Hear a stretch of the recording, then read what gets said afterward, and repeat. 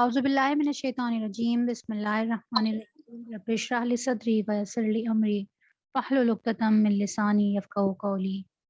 अल्लाहुम्मा रब्बि ज़िदनी इल्मा अल्लाहुम्मा रब्बि ज़िदनी इल्मा अल्लाहुम्मा फ़क़्हिना फ़िद्दीन अल्लाहुम्मा फ़क़्हिना फ़िद्दीन आमीन या रब्बल आलमीन। अभी हमारी सूरह आले इमरान शुरू होने लगी है। इंशाअल्लाह ताला हम आज सूरह आले इमरान शुरू करेंगे। सूरह बकरा हमारी अल्हम्दुलिल्लाह मुकम्मल हो गई है।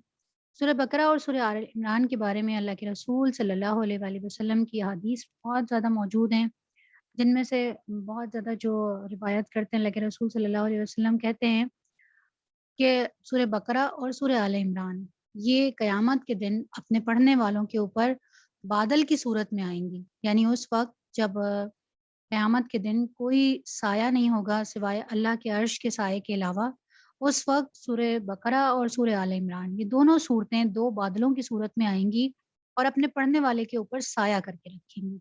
सूरह आले इमरान और सूरह बकरा जोड़ा है और आले इमरान इसका नाम इस वजह से है कि इसके अंदर आले इमरान का ज़िक्र है। हज़रत मरियम अलैहिस्सलाम के वालिद का या तो नाम इमरान था या फिर उनकी कुन्नियत थी कि वो आले इमरान के नाम से पुकारे जाते थे। तो अल्लाह ताला ने यहाँ पे उनका ज़िक्र किया है, तो उसके मुनासबत से इस सूरत का नाम आले इमरान आया है, जिसमें अल्लाह ताला ने उनको चुनने के बारे में कहा कि इन्नल्लाह अस्तफ़ा आदम व नूहम व आल इब्राहीम व आला इमरान अलल आलमीन कि अल्लाह ताला ने चुन लिया दुनिया के अंदर किसको चुना? आदम अलैहिस्सलाम को, नूह अलैहिस्सलाम को और आले इब्राहीम और आले इमरान को। तो ये इस मुनासबत से इसका नाम जो है वो सूरह आले इमरान है। यहाँ पे भी इस सूरत के अंदर भी इस सूरत में बहुत सारी जो कन्फ्यूजन थी इनकी जो इन्होंने ऐसी चीज़ें फैला रखी थी जिनका सही असल नहीं पता था। जैसे हज़रत मरियम अलैहिस्सलाम का वाक़या पूरा का पूरा सूरह आले इमरान के अंदर किस तरह से उनकी पैदाइश हुई, वो तो सूरह मरियम के अंदर मौजूद है। लेकिन यहाँ पे बिल्कुल इब्तिदा उनकी वालिदा की जो मिन्नत थी और वो सारा प्रोसेस हज़रत ज़करिया के बारे में, वो सारी चीज़ें सूरह आले इमरान के अंदर अल्लाह ताला ने बहुत तफ़सील से ज़िक्र किया है।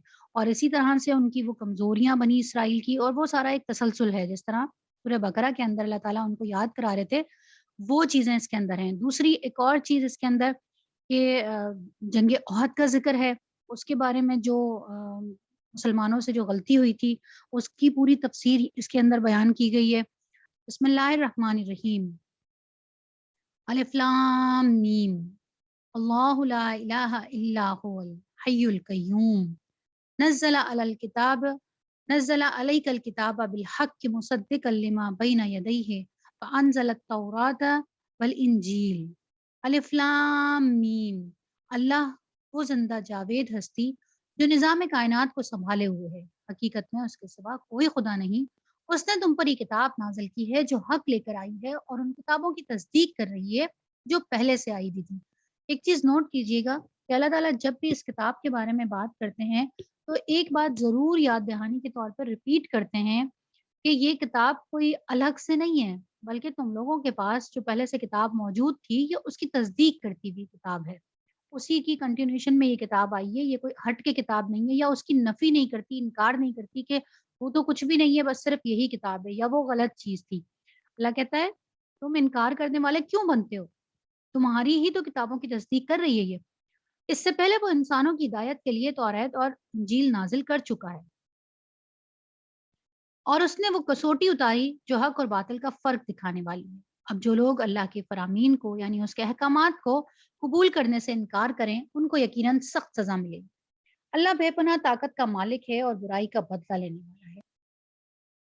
ज़मीन और आसमान की कोई चीज़ अल्लाह से पोशीदा नहीं, वही तो है जो तुम्हारी माँओं के पेट में तुम्हारी सूरतें जैसी चाहता है बनाता है। उस ज़बरदस्त हिकमत वाले के सिवा कोई और खुदा नहीं है। वही खुदा है जिसने ये किताब तुम पर नाज़िल की है। इस किताब में 2 तरह की आयात हैं, एक मुहकमात जो किताब की असल बुनियाद है। आपको बताया था ना इस किताब के अंदर क्या चीज़ें हैं? आयात 2 तरह की हैं, चीज़ें 3 हैं। एक मुहकमात हैं, एक मुतशाबिहात हैं और दूसरा कसाइस हैं। मुहकमात तो हमारे लिए हैं कि जो हम अहकामात को फ़ॉलो करें, उनको मानें। मुतशाबिहात अल्लाह ताला ने बस ज़िक्र किया है। जैसे हम कल पढ़ के गए आयतुल कुर्सी के अंदर, अल्लाह ने कहा कि अल्लाह की कुर्सी। अब ये मुतशाबिहात वाली आयत है ना कि कुर्सी क्या है? अब इसको गौर-व-फ़िक्र करने की ज़रूरत नहीं है। बस अल्लाह ने कहा कि कुर्सी है, हमने उसको قبول کر لیا، ایمان لے آئے۔ پھر اس کے بعد اس میں قصائص بھی ہیں۔ اللہ تعالیٰ کیا کہتا ہے کہ کتاب کی جو اصل ہے، الکتاب کہا گیا۔ کن کو الکتاب کہا گیا؟ محکمات کو، جو احکامات ہیں، جو حتمی حکم ہیں، جو شریعت ہے، دراصل وہ کتاب کی اصل ہے، وہ ہے الکتاب۔ اور دوسری طرف جو آیات ہیں وہ کس طرح کی ہیں؟ متشابہات ہیں۔ جن لوگوں کے دلوں میں ٹیڑھ ہے، وہ فتنے کی تلاش میں ہمیشہ متشابہات ہی کے پیچھے پڑے رہتے ہیں۔ اب دیکھیں کیا کہا اللہ تعالیٰ نے، تمہیں متشابہات میں پڑھنے کی ضرورت نہیں ہے۔ کون لوگ متشابہات کے پیچھے پڑیں گے؟ جن کے دلوں میں ٹیڑھ ہے، جو احکامات کو تو نہیں دیکھتے، لیکن وہ آیات جن کے معنی اللہ اور رسول کو پتہ ہیں اور اس کے علاوہ ہمیں حکم بھی نہیں دیا گیا، ان کو معنی پہنانے کی کوشش کیا کرتے ہیں، حالانکہ ان کا حقیقی مفہوم اللہ کے سوا کوئی نہیں جانتا۔ بخلاف اس کے جو لوگ علم میں پختہ کار ہیں، وہ کہتے ہیں کہ ہمارا ان پر ایمان ہے، یہ سب ہمارے رب ہی کی طرف سے ہیں، اور سچ یہ ہے کہ کسی چیز سے صحیح سبق صرف دانش مند لوگ ہی حاصل کرتے ہیں۔ وہ اللہ سے دعا کرتے رہتے ہیں کہ پروردگار، جب تو ہمیں سیدھے راستے پر لگا چکا ہے تو پھر ہمارے دلوں کو دوبارہ سے واپس کجی کی طرف مت موڑیے، واپس ہم یو ٹرن نہ لیں۔ ایک دفعہ جب ایمان کی طرف آ جائیں تو پھر دوبارہ گمراہی کی طرف نہ جائیں۔ یہ بہت پیاری دعا ہے، اس کو یاد کر لیں، چھوٹی سی دعا ہے لیکن بہت پیاری دعا ہے۔ ربنا لا تزغ قلوبنا بعد اذ ہدیتنا وہب لنا من لدنک رحمہ انک انت الوہاب۔ اللہ ہمیں دوبارہ نہ پلٹنے والا بنانا، اور ہمیں اپنے خزانہ فیض سے رحمت عطا کر کہ تو ہی فیاض حقیقی ہے۔ پروردگار، تو یقیناً سب لوگوں کو ایک روز جمع کرنے والا ہے جس کے آنے میں کوئی شبہ نہیں، تو ہرگز اپنے وعدے سے ٹلنے والا نہیں ہے۔ جن لوگوں نے کفر کا رویہ اختیار کیا ہے، انہیں اللہ کے مقابلے میں نہ ان کا مال کچھ کام دے گا، نہ اولاد۔ وہ دوزخ کا ایندھن بن کے رہیں گے، ان کا انجام ویسا ہی ہوگا جیسا فرعون کے ساتھیوں اور ان سے پہلے کے نافرمانوں کا ہو چکا ہے۔ انہوں نے آیات الہی کو جھٹلایا، نتیجہ یہ ہوا کہ اللہ نے ان کے گناہوں پر انہیں پکڑ لیا۔ حق یہ ہے کہ اللہ سخت سزا دینے والا ہے۔ پس اے محمد صلی اللہ علیہ وآلہ وسلم، جن لوگوں نے تمہاری دعوت کو قبول کرنے سے انکار کر دیا ہے، ان سے کہہ دو کہ قریب ہے وہ وقت جب تم مغلوب ہو جاؤ گے۔ ان دو گروہوں میں ایک مغلوب ہو جاؤ گے اور جہنم کی طرف ہانکے جاؤ گے، اور جہنم بڑا ہی برا ٹھکانہ ہے تمہارے لیے۔ ان دو گروہوں میں ایک نشان عبرت تھا جو بدر میں ایک دوسرے سے نبر آزما ہو۔ ایک گروہ اللہ کی راہ میں لڑ رہا تھا اور دوسرا گروہ کافر تھا۔ دیکھنے والے پچشم سر دیکھ رہے تھے کہ کافر گروہ مومن گروہ سے دو چند ہے، مگر نتیجے نے یہ ثابت کر دیا کہ اللہ اپنی فتح و نصرت سے جس کو چاہتا ہے مدد دیتا ہے۔ دیدہ بینا رکھنے والوں کے لیے اس میں بڑا سبق پوشیدہ ہے، یعنی اللہ تعالیٰ نے کیا بتایا کہ ساری دنیا کو یہ نظر آ رہا تھا کہ جو بدر کے اندر گروہ مسلمانوں کا آیا ہے وہ بہت چھوٹا سا گروہ، 313 لوگ ہیں، اور 313 افراد ہیں، اور جو کفار کا لشکر ہے وہ 1000 سے بھی زیادہ تھا۔ ان کے پاس گھوڑے بھی تھے، ان کے پاس ہتھیار بھی تھے، سب کچھ موجود تھا۔ یہاں پہ اللہ تعالیٰ نے کیا کہا کہ جو عقل رکھنے والے ہیں، جو آنکھیں رکھنے والے ہیں، اولو الابصار اللہ ان کو کہتا ہے، کہ جو بڑی تجزیے کرنے والے لوگ ہیں، وہ سب دیکھ رہے تھے کہ وہ چھوٹا گروہ کیسے بڑے گروہ پر غالب آ گیا۔ اس میں بڑا سبق پوشیدہ ہے، لوگوں کے لیے مرغوبات نفس بنا دی گئی۔ یہ بہت اہم آیت ہے۔ اللہ تعالیٰ نے کیا کہا؟ زین للناس، مزین کر دی گئی، سجا دی گئی۔ یہ سمجھ لیں کہ اسی لیے کہا نا کہ دوزخ جو ہے وہ بہت آسان بھی ہے اور بڑی مزین کی گئی ہے، لیکن جنت جو ہے وہ مشکلات سے ڈھانپ دی گئی ہے۔ یہاں پہ اللہ تعالیٰ نے کیا کہا؟ زین للناس حب الشہوات من النساء، لوگوں کے لیے مزین کر دی گئی، سجا کے بنا کے پیش کر دی گئی، اور اس کی محبت ڈال دی گئی۔ کن چیزوں کی محبت؟ عورتوں کی، اولاد کی، سونے اور چاندی کے ڈھیر، چیدہ گھوڑے۔ گھوڑے اس زمانے میں سواری گھوڑے ہوا کرتے تھے، آج کل اس کو سمجھ لیں آپ کے بہت ہی جو مہنگی والی گاڑیاں ہوتی ہیں وہ ان سے آپ بدل دیں کہ وہ رکھنے کا شوق ہے۔ مویشی، زرعی زمینیں، یعنی ہر وہ چیز جو مال اور متاع میں آ جائے۔ شباب اور کباب دونوں چیزیں لوگوں کے لیے مزین کر دی گئیں، کیونکہ آزمائش لینی تھی ان کی نا۔ اب انسان یہ کہے کہ اللہ تعالیٰ نے خود ہی نے تو یہ ساری چیزیں رکھی ہیں، تو یہی تو آزمائش ہے۔ اگر اللہ نہ رکھتا تو پھر آزمائش کس بات کی تھی؟ جب اللہ تعالیٰ دل کے اندر وہ کیفیت ہی نہیں ڈالتا، وہ چیزیں ہی نہیں ڈالتا، تو پھر رکنے کا سوال کیا پیدا ہوتا؟ یہ ساری چیزیں ڈالنے کے بعد پھر بتا دیا کہ ان کے قریب نہیں جانا، ان کو جائز طریقے سے تو حاصل کرنے کی کوشش کرنی ہے، لیکن ان کی خواہش کے اندر ان کو حاصل کرنے کی کوشش میں جائز اور ناجائز کو پاٹ نہیں دینا، اس کو کراس نہیں کر دینا، اللہ کی حدود کو چھوڑ نہیں دینا۔ بڑی خوشائند بنا دی گئی ہیں، مگر یہ سب دنیا کی چند روزہ زندگی کے سامان ہیں، حقیقت میں جو بہتر ٹھکانہ ہے وہ تو اللہ کے پاس ہے۔ کہو میں تمہیں بتاؤں کہ ان سے زیادہ اچھی چیز کیا ہے؟ اب کیا بتایا؟ 2 چیزیں رکھنے کے بعد ایک یہ بھی چیز ہے اور دوسری چیز کیا ہے؟ وہ اللہ کے رسول صلی اللہ علیہ وسلم کو کہا جا رہا ہے کہ ان سے کہو کہ میں تمہیں بتاؤں کہ ان سے بہتر کیا ہے؟ ان سے بہتر چیز یہ ہے کہ جو لوگ تقوی کی روش اختیار کریں ان کے لیے ان کے رب کے پاس باغ ہیں جن کے نیچے نہریں بہتی ہوں گی، وہاں انہیں ہمیشگی کی زندگی حاصل ہوگی، پاکیزہ بیویاں ان کی ساتھی رفیق ہوں گی اور اللہ کی رضا سے وہ سرفراز ہوں گے۔ اللہ اپنے بندوں کے رویے پر گہری نظر رکھتا ہے۔ یہ وہ لوگ ہیں جو کہتے ہیں کہ مالک ہم ایمان لائے، ہماری خطاؤں سے درگزر فرما اور ہمیں آتش دوزخ سے بچا لے۔ یہ لوگ صبر کرنے والے ہیں۔ یہ دیکھ لیں، ربنا کر کے جو بھی دعائیں آئیں گی، وہ میں نے آپ کو بتایا کہ یہ دعائیں یاد کرنے والی ہیں، قبول کرنے والی ہیں۔ اللہ تعالیٰ ان دعاؤں کو قبول کرتے ہیں۔ ربنا اننا آمنا فاغفر لنا ذنوبنا وقنا عذاب النار۔ اللہ ہمیں آگ کے عذاب سے بچا لے۔ یہ لوگ صبر کرنے والے ہیں، یعنی صبر کرتے ہیں اور ساتھ ہی اللہ تعالیٰ سے دعا بھی کرتے ہیں۔ اور کیا ہے؟ والصادقین، یہ سچے ہیں بالکل، یہ جھوٹ نہیں بولتے۔ والقانتین، یہ فرما بردار ہیں۔ والمنفقین، منفقین کون؟ کہ جو خرچ کرنے والے، انفاق کرنے والے ہیں، فیاض ہیں، بہت اللہ کی راہ میں دینے والے ہیں۔ والمستغفرین بالاسحار، کہ رات کی تاریکیوں میں تہجد کے اندر اللہ کو اللہ سے استغفار طلب کرنے والے ہیں، یہ اللہ سے مغفرت کی دعائیں طلب کرتے ہیں۔ اللہ نے خود شہادت دی ہے کہ اس کے سوا کوئی خدا نہیں ہے۔ یہ جو اوپر والی دعا گزری ہے، یہ جو اوپر والی کیٹیگری گزری ہے، یہ کس کی کیٹیگری بتائیے؟ پیچھے یاد کریں، پیچھے کیا کہا اللہ تعالیٰ نے کہ ان سے کہو کہ میں تمہیں بتاؤں کہ اچھی چیز کیا ہے؟ اچھی چیز ہے تقوی، یعنی متقین کی ڈگری پانے کے لیے آپ کو یہ والی ساری صفات اپنے اندر پیدا کرنی پڑیں گی۔ صبر کرنا، سچائی، فرما برداری، فیاضی، خرچ کرنا اور استغفار کرنا کثرت کے ساتھ، راتوں کو اللہ کے آگے کھڑے ہونا۔ اللہم ربنا جلنا منہم، اللہم ربنا جلنا منہم۔ اللہ پاک ہمیں بھی ان لوگوں میں شامل فرمائے، آمین یا رب العالمین۔ اللہ نے خود شہادت دی ہے کہ اس کے سوا کوئی خدا نہیں، اور یہی شہادت فرشتوں اور سب اہل علم نے بھی دی ہے۔ وہ انصاف پر قائم ہے، اس زبردست حکیم کے سوا فی الواقع کوئی خدا نہیں۔ اللہ کے نزدیک دین صرف اسلام ہے، اس دین سے ہٹ کر جو مختلف طریقے ان لوگوں نے اختیار کیے ہیں جنہیں کتاب دی گئی تھی، ان کی اس طرز عمل کی وجہ کوئی اس کے سوا کوئی اور نہیں تھی کہ انہوں نے علم آ جانے کے بعد آپس میں ایک دوسرے پر زیادتی کرنے کے لیے ایسا کیا، اور جو کوئی اللہ کے احکام اور ہدایت کی اطاعت سے انکار کر دے، اللہ کو اس سے حساب لیتے کچھ دیر نہیں لگتی۔ بار بار اللہ تعالیٰ کیا کہہ رہے ہیں کہ ایسا نہیں تھا کہ انہوں نے لا علمی کی بنا پر کیا، یہ بہت معصوم تھے، بھولے تھے، غلطی سے ہو گیا، ایسا نہیں تھا، بلکہ علم آ جانے کے بعد جان بوجھ کر انہوں نے یہ سب کیا۔ کیوں کیا؟ کہ ایک دوسرے پر زیادتی کرنا چاہتے تھے، سبقت ہو جانا چاہتے تھے۔ اب اگر یہ لوگ تم سے جھگڑا کریں تو ان سے کہو کہ میں نے اور میرے پیرووں نے اللہ کے آگے سر تسلیم خم کر دیا ہے، پھر اہل کتاب اور غیر اہل کتاب دونوں سے پوچھو کیا تم نے بھی اس کی اطاعت اور بندگی قبول کی ہے؟ اگر اگر تو وہ راہ راست پا گئے، اور اگر اس سے منہ موڑا، اگر کی ہے تو وہ راہ راست پا گئے، اور اگر اس سے منہ موڑا تو تم پر صرف پیغام پہنچا دینے کی ذمہ داری تھی، آگے اللہ خود اپنے بندوں کے معاملات دیکھنے والا ہے۔